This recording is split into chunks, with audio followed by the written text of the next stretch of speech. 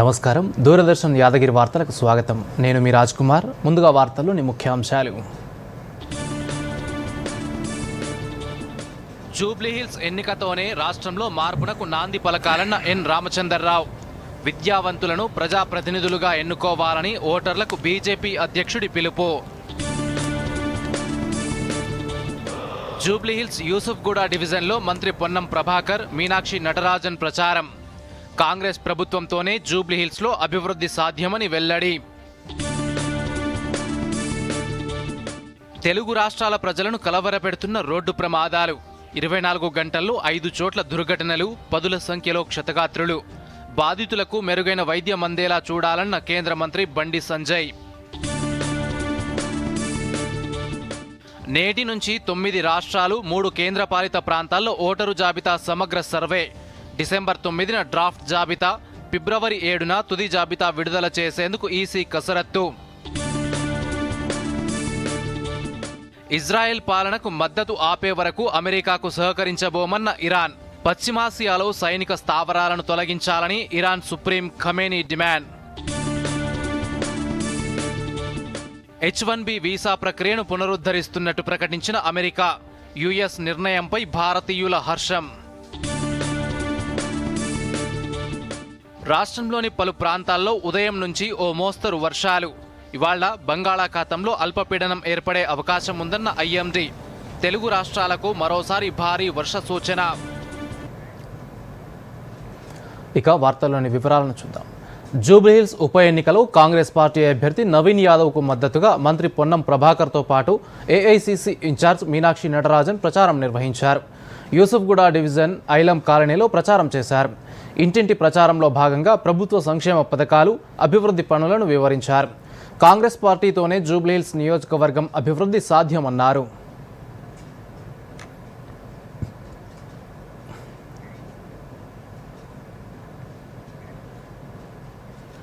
జూబ్లీహిల్స్ ఉప ఎన్నికల ప్రచారంలో భాగంగా బీజేపీ రాష్ట్ర అధ్యక్షుడు ఎన్ రామచంద్రరావు ఎర్రగడ్డ డివిజన్ కలపతరవు రెసిడెన్సీ క్లబ్ హౌస్లో సమావేశం నిర్వహించారు. ఈ సందర్భంగా రామచంద్రరావు మాట్లాడుతూ హైదరాబాద్ అభివృద్ధికి వాజ్పేయి, చంద్రబాబు పునాదులు వేశారని, ప్రస్తుత ప్రభుత్వాలు క్రెడిట్ దక్కించుకుంటున్నాయని విమర్శించారు. కాంగ్రెస్, బీఆర్ఎస్ పాలనలు విఫలమయ్యాయని, బీజేపీకి అవకాశం ఇవ్వాలని పిలుపునిచ్చారు. మోదీ నేతృత్వంలో అవినీతి రహిత పాలన కొనసాగుతోందని, యూపీఏ హయాంలో భారీ అవినీతి జరిగిందని గుర్తు చేశారు. మంచి విద్యావంతులు రాజకీయాల్లోకి రావాలని, ఓటు హక్కును వినియోగించుకుని ప్రజాస్వామ్యాన్ని బలపరచాలని పిలుపునిచ్చారు. జూబ్లీహిల్స్ నుంచి మార్పు ప్రారంభమవుతుందని ధీమా వ్యక్తం చేశారు.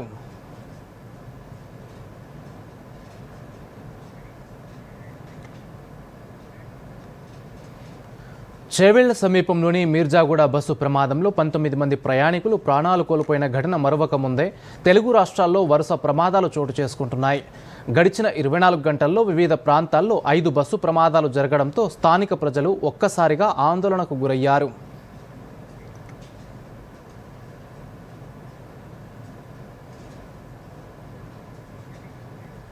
నిన్న అర్ధరాత్రి దాటిన తర్వాత ఆంధ్రప్రదేశ్లోని ఏలూరు జిల్లా లింగపాలె పరిధిలోని జూబ్లీనగర్ దగ్గర బస్సు బోల్తా పడింది. ఈ ప్రమాదంలో ఒకరు అక్కడికక్కడే దుర్మరణం చెందారు. పలువురికి తీవ్ర గాయాలయ్యాయి.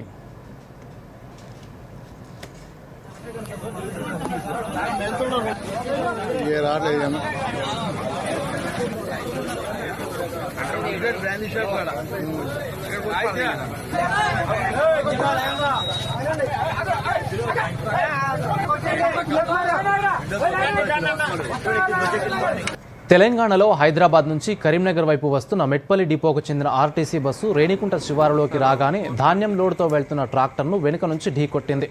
ఈ ప్రమాదంలో ట్రాక్టర్ డ్రైవర్తో పాటు బస్సులో ప్రయాణిస్తున్న 15 మంది ప్రయాణికులకు తీవ్ర గాయాలయ్యాయి.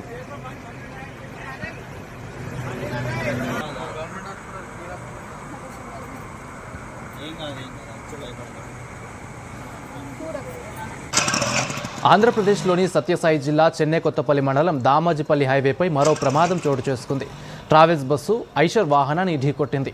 ఈ ప్రమాదంలో ఓ మహిళ మృతి చెందగా 9 మంది ప్రయాణికులకు తీవ్ర గాయాలయ్యాయి.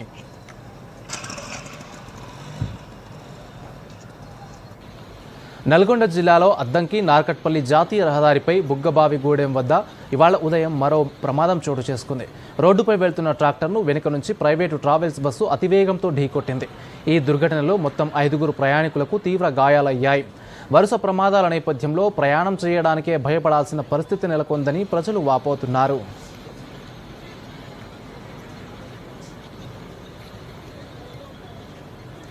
వరుస రోడ్డు ప్రమాదాలపై కేంద్ర హోంశాఖ సహాయ మంత్రి బండి సంజయ్ ఆందోళన వ్యక్తం చేశారు. తెలుగు రాష్ట్రాల్లో గడిచిన 24 గంటల్లో 5 బస్సు ప్రమాదాలు చోటు చేసుకోగా మొత్తం 21 మంది ప్రాణాలు కోల్పోయారు.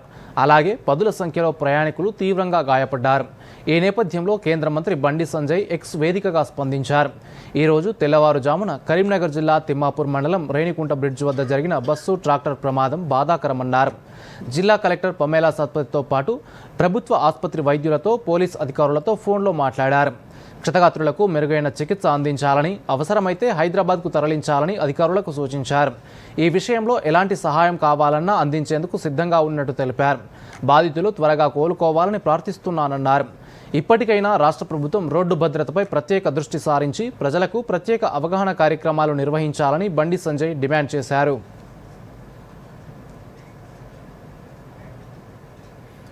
హైదరాబాద్లో మరోసారి డ్రగ్స్ పార్టీని పోలీసులు భగ్నం చేశారు.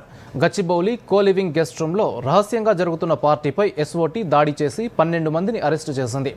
ఎండిఎంఏ గంజాయి ప్యాకెట్లను స్వాధీనం చేసుకుంది. కర్ణాటక నుంచి డ్రగ్స్ తెచ్చి యువకులకు విక్రయిస్తున్న ప్రధాన స్మగ్లర్ గుత్తా తేజకృష్ణ నెట్వర్క్కు నాయకత్వం వహిస్తున్నాడు. ఒక నైజీరియన్ పౌరుడిని కూడా అదుపులోకి తీసుకున్నారు. ఇద్దరూ కలిసి మాదక ద్రవ్యాలు రవాణా చేసి అమ్ముతున్నట్టు ప్రాథమిక విచారణలో తేలింది. గెస్ట్ రూమ్లో డ్రగ్స్ తీసుకుంటున్న యువకులను పట్టుకున్నారు. స్మగ్లింగ్ మార్గాలు, నెట్వర్క్పై మరింత విచారణ కొనసాగుతోంది. ఈ ఘటనతో డ్రగ్స్ మాఫియా, యువత వ్యసనాలపై ఆందోళన పెరిగింది. మరోవైపు ముషీరాబాద్లో అద్దెకుంటున్న జాన్పాల్ అనే వైద్యుడి ఇంట్లో డ్రగ్స్ విక్రయిస్తున్నట్టు పోలీసులకు సమాచారం అందింది. దీంతో అతడి నివాసంలో తనిఖీలు చేపట్టి 3 లక్షల రూపాయల విలువ చేసే డ్రగ్స్ను ఎక్సైజ్ ఎస్టీఎఫ్ పోలీసులు పట్టుకున్నారు. జాన్పాల్ను అరెస్ట్ చేసి ఈ వ్యవహారంతో సంబంధమున్న మరో 3 కేసు నమోదు చేశారు.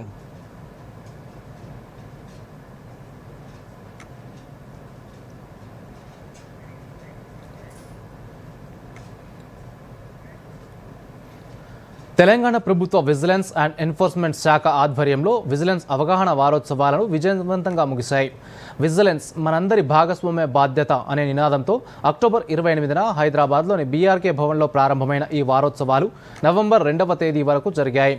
ఈ సందర్భంగా vigilance commissioner MG Gopal, DG Shikha Goyal పౌరులు ఫిర్యాదులు చేయడానికి టోల్ ఫ్రీ హెల్ప్ లైన్ నంబర్ను ప్రారంభించారు.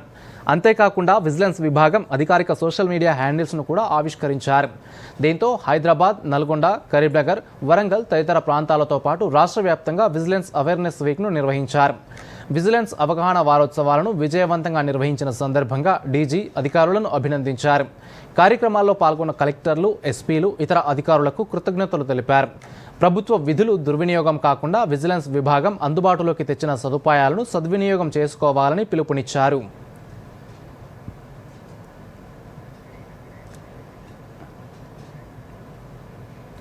నవంబర్ 6 నుంచి ఎమ్మెల్యేల అనర్హత పిటిషన్ల 2వ విడత విచారణ తెలంగాణ అసెంబ్లీ స్పీకర్ గడ్డం ప్రసాద్ కుమార్ చేపట్టనున్నారు. నవంబర్ 6న తెల్లం వెంకట్రావు, సంజయ్ పిటిషన్లు, 7న పోచారం శ్రీనివాసరెడ్డి, అరికెపూడి గాంధీల పిటిషన్లు విచారణకు రానున్నాయి. నవంబర్ 12న తెల్లం వెంకట్రావు, సంజయ్ పిటిషన్లు, 13న పోచారం, అరికెపూడి గాంధీల పిటిషన్లపై మరోసారి విచారణ జరుగుతుంది. 4 ఎమ్మెల్యేల అనర్హత పిటిషన్లను స్వీకరించిన స్పీకర్ ఈ షెడ్యూల్ను ఖరారు చేశారు.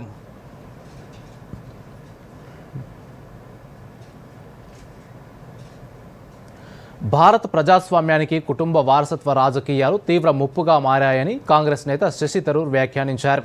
సామర్థ్యం, నిబద్ధత కంటే కుటుంబ వారసత్వాలు అధికారాన్ని నిర్ణయిస్తే పరిపాలన దెబ్బతింటుందని పేర్కొన్నారు.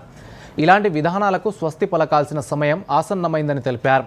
ఓ అంతర్జాతీయ మీడియాకు రాసిన వ్యాసంలో భారత రాజకీయాలు కుటుంబ వ్యవహారాలుగా మారాయని వివరించారు. నెహ్రూ నుంచి ఇందిరా, రాజీవ్, రాహుల్, ప్రియాంక వరకు కాంగ్రెస్లో నెహ్రూ, గాంధీ కుటుంబ వారసత్వం పాతుకుపోయిందని, ఒడిశాలో పట్నాయక్లు, మహారాష్ట్రలో ఠాక్రేలు, ఉత్తరప్రదేశ్లో ములాయం కుటుంబం వంటి ఉదాహరణలతో ప్రతి చోట రాజకీయ నాయకత్వం జన్మహక్కుగా మారిందని థరూర్ రాశారు.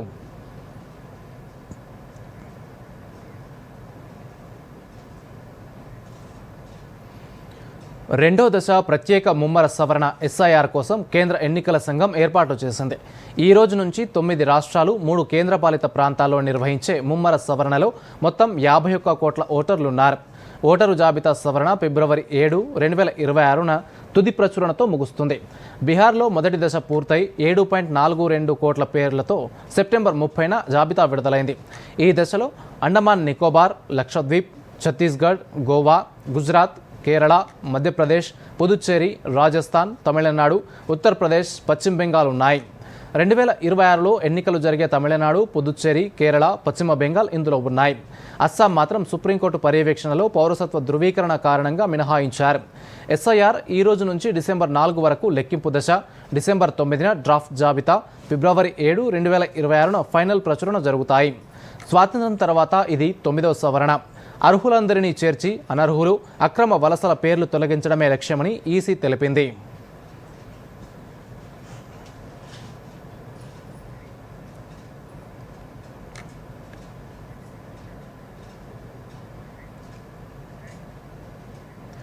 ఓటరు జాబితా ప్రత్యేక ముమ్మర సవరణ ఎస్ఐఆర్ ప్రక్రియ సరిగా జరుగుతుందని, ఆందోళన అవసరం లేదని కేంద్ర ఎన్నికల సంఘం ఈసీ మద్రాస్ హైకోర్టుకు తెలిపింది.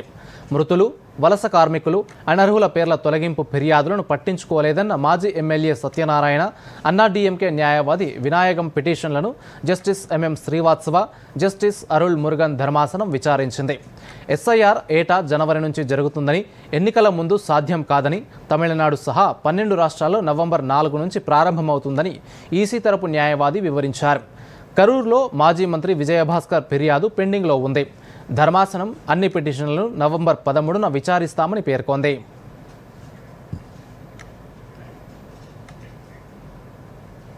ఇప్పుడు ప్రకటనలు.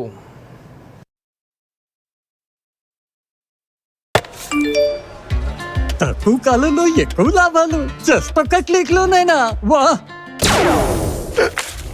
చిక్కుకున్నాడు. తెలియని లింక్స్ ని క్లిక్ చేయకండి. ఆర్బీఐ అంటోంది, తెలివిగా ఆలోచించండి, అప్రమత్తంగా ఉండండి. జూబ్లీహిల్స్ శాసనసభ ఉప ఎన్నిక పోలింగ్ తేదీ నవంబర్ 11, 2025. ఓటు వేయడానికి సిద్ధంగా ఉండండి. ఎటువంటి ప్రలోభాలకు లొంగకుండా నైతికంగా, నిర్భయంగా, నిష్పక్షపాతంగా ఓటు వేయండి. ఓటు వేయడం మన బాధ్యత. ప్రతి ఓటరు విధిగా తమ ఓటు హక్కును వినియోగించుకోండి. గుర్తుంచుకోండి, జూబ్లీహిల్స్ నియోజకవర్గ పోలింగ్ తేదీ నవంబర్ 11, 2025 మంగళవారం. జారీ చేయువారు ప్రధాన ఎన్నికల అధికారి, తెలంగాణ.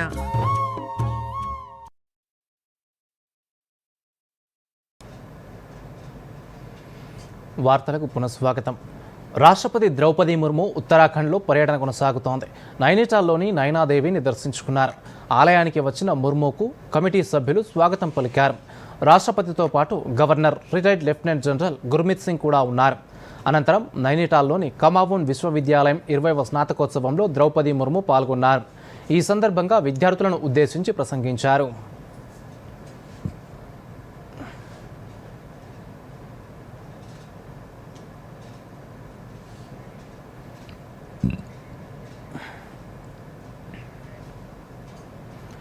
ప్రపంచ ప్రమాణాలకు అనుగుణంగా బీహార్ జాతీయ రహదారులను తాను నిర్మిస్తానని కేంద్ర మంత్రి నితిన్ గడ్కరీ హామీ ఇచ్చారు.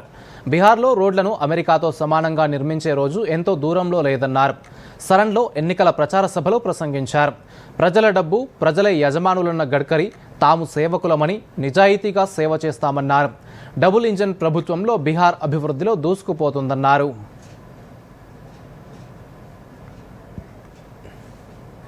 मैं वचन देता हूं कि बिहार के राष्ट्रीय महामार्ग को मैं वर्ल्ड स्टैंडर्ड के बनाकर आपको दूंगा और वो दिन अब दूर नहीं है। आपके रोड, बिहार के रोड अमेरिका के बराबर बना दूंगा, ये मेरा वचन है। एक से एक ब्रिज बना दूंगा, कोई कठिनाई नहीं है, सब कुछ हो सकता है। ये मैं कोई आपके ऊपर एहसान नहीं कर रहा हूं, ये आपका पैसा है, आप मालिक है, हम सेवक है। आपके लिए ईमानदारी से काम करना, इसीलिए आपने हमको चुनकर दिया है। और मुझे बताइए कि ये जो कुछ काम हुआ इसका श्रेय मुझे है, जनार्दन सिंह जी को है, नीतीश कुमार जी को है, मोदी जी को है? नहीं, इसका श्रेय अगर किसी को है तो मेरे सामने बैठी हुई जनता को है। अरे आप जनार्दन सिंह जी को चुनकर नहीं देते, एनडीए की मेजॉरिटी नहीं बनती, मोदी जी प्रधानमंत्री नहीं बनते, और तो मैं मंत्री कहां से बनता? ये आपने बनाया, आपके कारण बनाऊं। और इसलिए मैं आपको विश्वास दिलाना चाहता हूं कि बिहार को सुखी, समृद्ध, संपन्न और शक्तिशाली बनाना है। बिहार को दुनिया का, देश का एक अच्छा राज्य बनाना है। बिहार की इतिहास, संस्कृति और विरासत पूरे विश्व के सामने है। మణిపూర్లో కేంద్ర ప్రభుత్వ పథకాల అమలు, ఐడీపీల పునరావాసానికి కేటాయించిన నిధుల విడుదల సహా అంశాలను కేంద్ర హోంశాఖ సహాయ మంత్రి బండి సంజయ్ సమీక్షించారు. అలాగే ఆరోగ్యం, విద్య, రవాణా, పర్యాటకం, వ్యవసాయం వంటి కీలక రంగాల పురోగతిపై అధికారులను వివరాలు అడిగి తెలుసుకున్నారు. ప్రాజెక్టులను సకాలంలో అమలు చేయాలని అధికారులను ఆదేశించారు.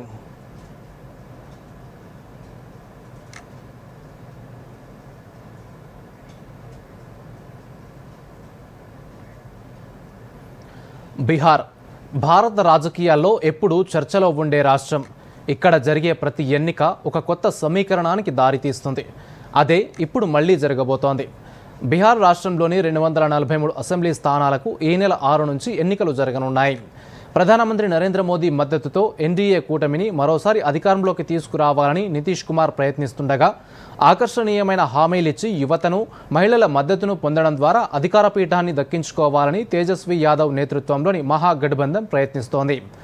మరోవైపు ఎన్నికల వ్యూహకర్త ప్రశాంత్ కిషోర్, ఎంఐఎం నేత అసదుద్దీన్ సైతం గెలుపోటములను నిర్ణయించడంలో కీలక పాత్ర పోషించేలా పావులు కదుపుతున్నారు.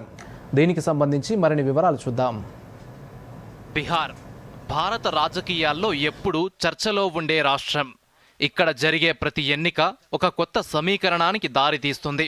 అదే ఇప్పుడు మళ్లీ జరగబోతోంది. బీహార్ రాష్ట్రంలోని 243 అసెంబ్లీ స్థానాలకు ఈ నెల 6 నుంచి ఎన్నికలు జరగనున్నాయి. ప్రధానమంత్రి నరేంద్ర మోదీ మద్దతుతో ఎన్డీఏ కూటమిని మరోసారి అధికారంలోకి తీసుకురావాలని నితీష్ కుమార్ ప్రయత్నిస్తుండగా, ఆకర్షణీయమైన హామీలిచ్చి యువతను, మహిళల మద్దతును పొందడం ద్వారా అధికార పీఠాన్ని దక్కించుకోవాలని తేజస్వి యాదవ్ నేతృత్వంలోని మహాగఠబంధన్ ప్రయత్నిస్తోంది. మరోవైపు ఎన్నికల వ్యూహకర్త ప్రశాంత్ కిషోర్, ఎంఐఎం నేత అసదుద్దీన్ సైతం గెలుపోటములను నిర్ణయించడంలో కీలక పాత్ర పోషించేలా పావులు కదుపుతున్నారు. 243 అసెంబ్లీ స్థానాలున్న బీహార్లో 2 విడతల్లో శాసనసభ ఎన్నికలు నిర్వహిస్తున్నారు.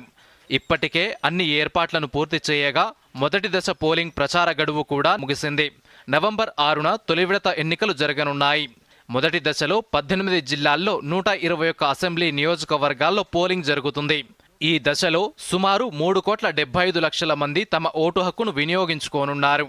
తొలి దశ ఎన్నికలు జరిగే నియోజకవర్గాల్లో రఘోపూర్, గౌరా బౌరం, ఆలంనగర్, సింఘేశ్వర్, మధేపురా వంటి నియోజకవర్గాలను హాట్ సీట్లుగా చెబుతున్నారు. ఇక పొత్తుల విషయానికి వస్తే ఎన్డీఏలో భాగస్వామిగా ఉన్న బీజేపీ 101 స్థానాల్లో పోటీ చేస్తుండగా, కూటమిలో ప్రధాన భాగస్వామిగా ఉన్న జేడీయూ కూడా 101 స్థానాల్లో పోటీ చేస్తోంది. ఎన్డీఏలోని మిగతా భాగస్వామ్య పక్షాలైన లోక్ జనశక్తి పార్టీ 29 స్థానాల్లో పోటీ చేస్తోంది. ఇక ప్రతిపక్ష మహాగఠబంధన్ విషయానికొస్తే రాష్ట్రీయ జనతాదళ్ 143 స్థానాల్లో పోటీ చేస్తుండగా, కాంగ్రెస్ పార్టీ 60కి పైగా స్థానాల్లో పోటీ చేస్తోంది. ఎంఐఎం 100 స్థానాల్లో పోటీ చేస్తున్నట్టు ప్రకటించగా, ఆమ్ ఆద్మీ పార్టీ, జన్సురాజ్ పార్టీలు మొత్తం 243 స్థానాల్లో పోటీ చేస్తామని ప్రకటించాయి. ఇక బీహార్లో ఎన్నికల ప్రచార సరళిని చూస్తుంటే ఇరు కూటములు భిన్నమైన ప్రణాళికతో ఓట్లడుగుతున్నాయి. అభివృద్ధే మంత్రంగా ప్రధానమంత్రి నరేంద్ర మోదీ, అమిత్ షా, రాజ్నాథ్ సింగ్, నడ్డా వంటి కేంద్ర మంత్రులు నితీష్ కుమార్ తరపున ప్రచారం చేస్తుండగా, సంక్షేమం పేరుతో ఉద్యోగం, సమానత్వం, సమాజ న్యాయం నినాదాలుగా తేజస్వి యాదవ్ ప్రచారం చేస్తున్నారు. మహాగఠబంధన్ తరపున రాహుల్ గాంధీ, ప్రియాంకతో పాటు కాంగ్రెస్ సీనియర్ నాయకులు విస్తృతంగా ప్రచారం చేస్తున్నారు.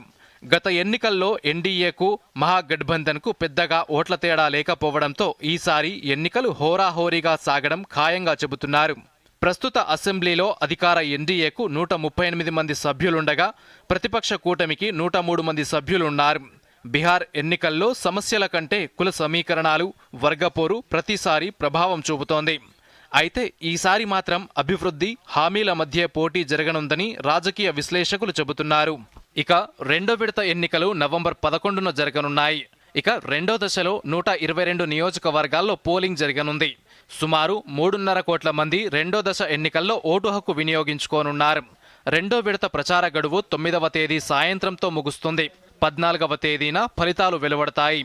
మరో 10 రోజుల్లో వెలువడనున్న ఫలితాలు అభివృద్ధికి పట్టం కడతాయా లేక సంక్షేమం పేరుతో ఇస్తున్న హామీలకు ఓటేస్తాయా అనేది తేలనుంది.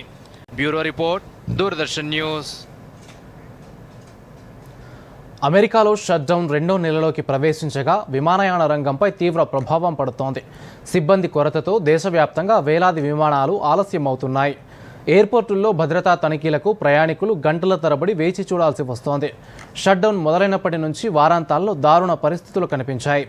ఒక్క ఆదివారం 5,000కు పైగా విమానాలు ఆలస్యమయ్యాయి. సోమవారం మధ్యాహ్నానికి 2,530కి పైగా ఆలస్యాలు, 60కి పైగా రద్దులు జరిగాయని ఫ్లైట్ అవేర్ డేటా తెలిపింది. చికాగో, ఓహైర్, న్యూయార్క్, అట్లాంటా వంటి ప్రధాన ఎయిర్పోర్టుల్లో 800కి పైగా ఆలస్యాలు జరిగాయి. ఎయిర్ ట్రాఫిక్ కంట్రోలర్లు, టీఎస్ఏ సిబ్బంది జీతాలు లేకుండా పనిచేస్తున్నారు. దీనివల్ల ఆర్థిక భారం పెరిగి చాలామంది రెండో ఉద్యోగాలు చూసుకోవచ్చని రవాణా మంత్రి సీన్ డఫీ ఆందోళన వ్యక్తం చేశారు. ఇప్పటికే 2,000 నుంచి 3,000 వరకు కంట్రోలర్ల కొరత ఉంది. హ్యూస్టన్లో తనిఖీలకు 3 గంటలు పట్టవచ్చని హెచ్చరికలు జారీ అయ్యాయి. డెమోక్రాట్ల రాజకీయాలే కారణమని వైట్ హౌస్ ఆరోపించగా ట్రంప్ ప్రభుత్వం అబద్ధాలు చెబుతోందని డెమోక్రాట్లు తిప్పికొడుతున్నారు.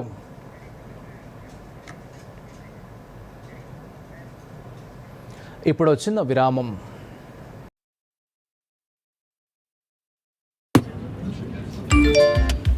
Work from home, high salary, just ఒక్క క్లిక్ లో. అరే వా, చిక్కుకుంది. తెలియని లింక్స్ ని క్లిక్ చేయకండి. ఆర్బీఐ అంటోంది, తెలివిగా ఆలోచించండి, అప్రమత్తంగా ఉండండి.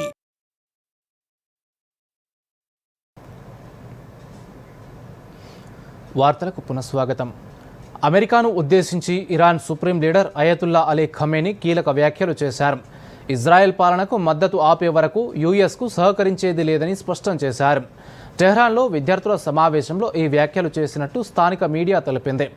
ఇజ్రాయెల్ మద్దతు పూర్తిగా ఆపి పశ్చిమాసియాలో సైనిక స్థావరాలను తొలగించి జోక్యం మానే వరకు సహకరించేది లేదని పేర్కొన్నారు. వాషింగ్టన్ అహంకారంతో వ్యవహరిస్తోందని ఆరోపించారు. అమెరికాతో అణుచర్చలు తొందరపడి ప్రారంభించేది లేదని, పరోక్ష చర్చలకు మాత్రం సిద్ధమని ఇరాన్ విదేశాంగ మంత్రి అబ్బాస్ అరాక్చి ఇటీవల వెల్లడించారు.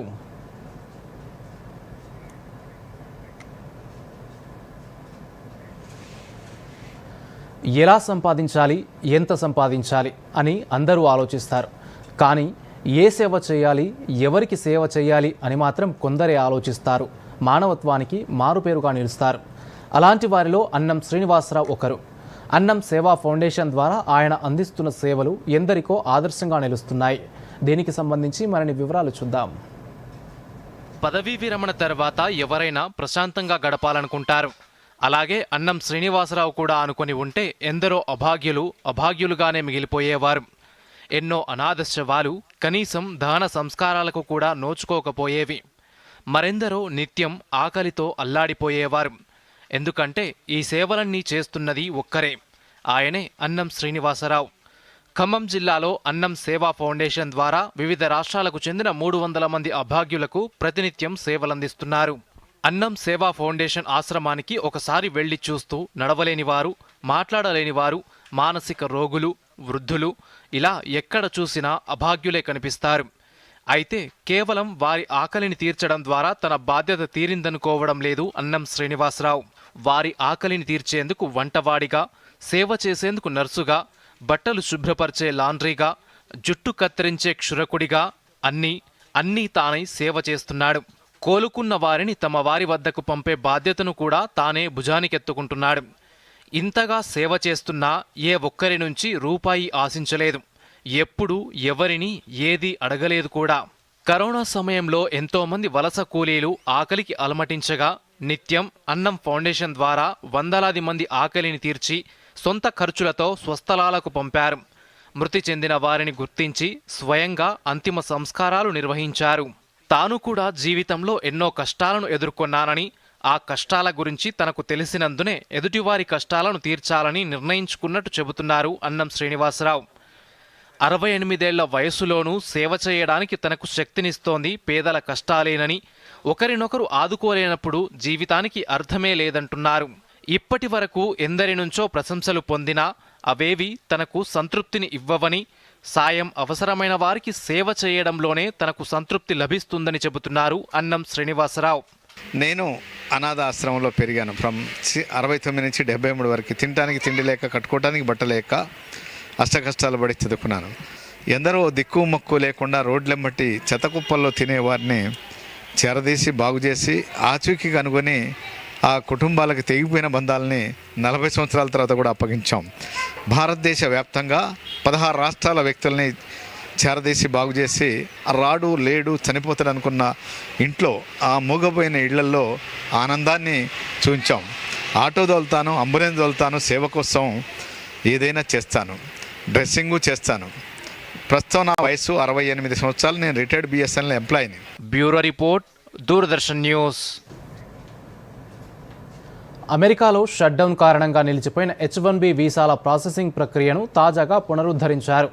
అమెరికా కార్మిక శాఖ ఈ విషయాన్ని అధికారికంగా ప్రకటించింది.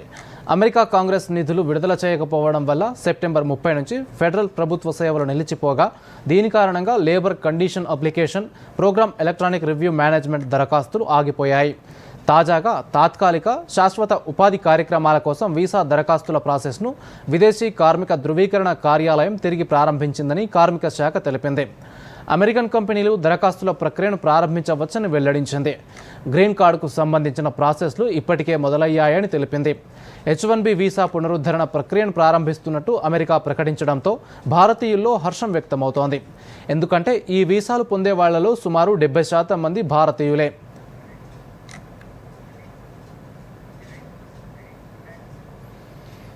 ఉమ్మడి వరంగల్ జిల్లాలోని పలు ప్రాంతాల్లో మంగళవారం ఉదయం భారీ వర్షం పడింది. వరంగల్ నగరంలో ఒక్కసారిగా వాతావరణం మారిపోయింది.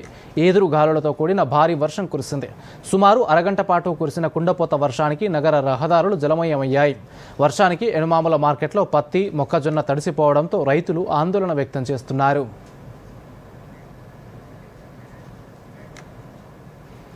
ఇవాళ బంగాళాఖాతంలో మరో అల్పపీడనం ఏర్పడనుందని భారత వాతావరణ కేంద్రం తెలిపింది. అండమాన్ ప్రాంతంలో ఈ అల్పపీడనం ఏర్పడే అవకాశం ఉందని, దీని ప్రభావంతో 2 తెలుగు రాష్ట్రాల్లో భారీ వర్షాలు కురుస్తాయని వెల్లడించింది. కాగా ఇవాళ కూడా హైదరాబాద్ సహా రాష్ట్రంలోని పలు ప్రాంతాల్లో ఓ మోస్తరు వర్షాలు కురిశాయి. వరంగల్లో ఉదయం నుంచి భారీ వర్షం కురుస్తోంది.